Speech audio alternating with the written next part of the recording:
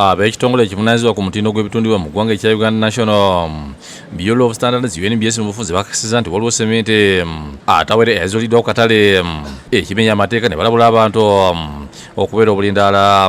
UNBS okunoonyeza ku sementi kyavaako mu kunnyokuze kubaawo nga lwa bagamba n'ensawo za sementi atundibwa zizitowa wakati wa kilo 40 mu kifo kya 50 eziwandiikibwa ku busawo. Akulira UNBS Engineer James Kasigwa agambye nti bakoze okunoonyeza bakakasa nti kampuni zonna ezikola sementi zimufulumya ng'aweera bulungi kyokka waliwo abamutambuza abeekobana n'abasuubuzi ne bamutoolako.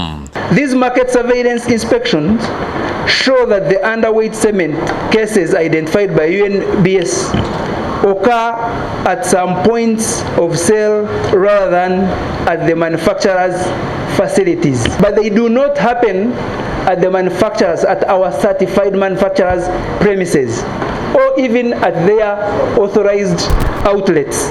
Kasigwa agambye nti bakisudde nti waliwo abantu ab'ettima abagula ebisabika bya sementi ebiweddemu okuva ku bazimi ne baddamu kumpakira kyokka nga tawera. Investigations revealed that these hardware shops were receiving empty cement bags from construction sites. So they would then siphon cement from the genuine bags, which weigh the right weight, rebag and reseal in the used bags acquired from the construction sites. Sylvia Kiraba akulira bakitunze mu UNBS ategeeza nti abantu bano tebakoma ku kutoola ku sementi wabula bagattamu n'ebintu ebirala ekimutaata n'omutindo era bangi baakwatibwa ne bavunaanibwa. Kati ng'obuzibu tusanze okusanga nti abantu bwe bagula sementi ono n'atuuka ku biduuka, ab'ebiduuka abamu bakola benyigira mu kujingirira sementi, baggulawo obusawo ate ne bayongeramu ebintu ebirala ate oluusi ne bakendeeza obungi bwa sementi.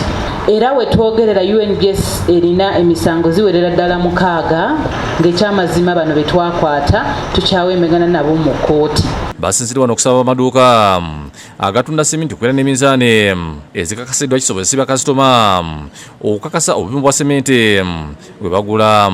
UNBS esabye bonna abenyigira mu kutunda sementi amaduuka gonna ne hardware okubeera n'eminzaani epima.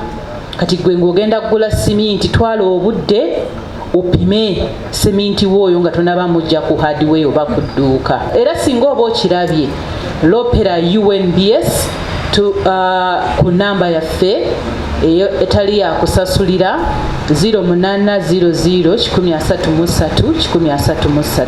Ismail Nsubuga yakusakidde gwino ku Bukedde TV.